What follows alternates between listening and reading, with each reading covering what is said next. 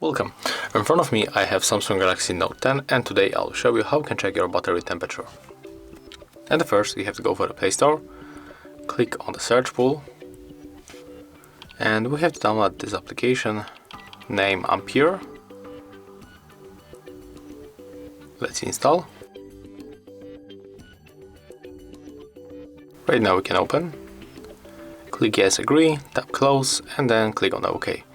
When we swipe on the right, we will have the same data but on the other theme, and as you can see here we can find temperature of our battery in this place. We can also find other things like capacity, voltage, health, or even manufacturer and model.